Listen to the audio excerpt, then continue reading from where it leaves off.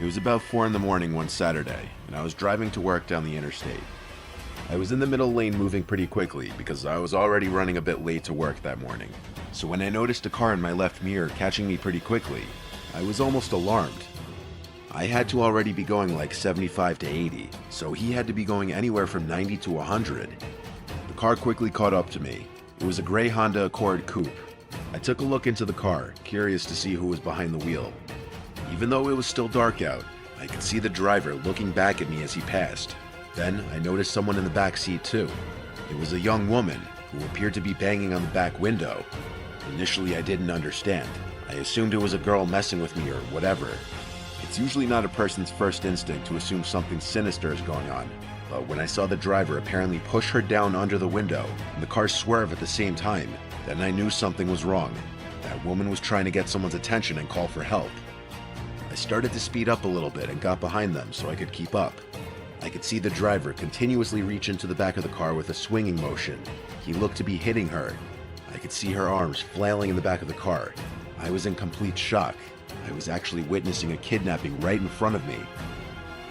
As I was behind them, matching their speed of about 95 miles per hour, I took out my phone and called 911.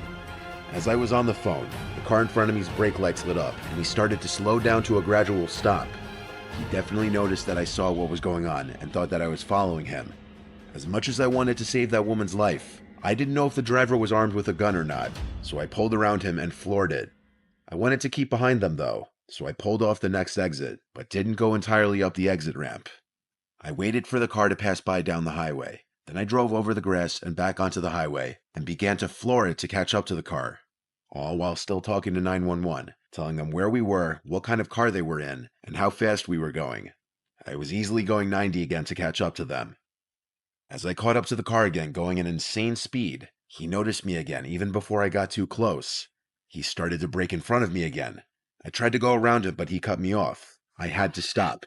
He got out from his car and started running towards my car with something in his hand.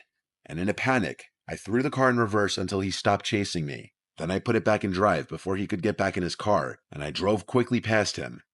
The 911 operator told me there was a state trooper not far ahead from our location, and to just keep driving until I passed him. The man in the car behind me continued to follow me, both of us still going at an insane 90 miles per hour plus. I felt the weight of 1,000,000 pounds released off my shoulders when the flashing blue and red lights appeared in my rearview mirror behind the car chasing me. With me in front of him and the cop behind him, he didn't have much maneuverability, and he quickly pulled over onto the grass. I pulled over in front of him, but with at least 2 cars worth of space between us, because I still didn't know how this was about to go down. Luckily, the cop with his gun drawn got the guy out of the car with his hands up. By then, I got out and watched the whole thing. He was on the ground in cuffs now, laying on his stomach. Another police car showed up, and another cop entered the scene. The woman in the back of the car was let out. She was badly beaten, in tears, and extremely ecstatic to be saved, and she kept praising me for saving her life. The driver of the car was her ex-boyfriend, who had come to her house, and when she refused to talk to him, he attacked her, grabbed her, and threw her in the back of his car, which had the child locks on.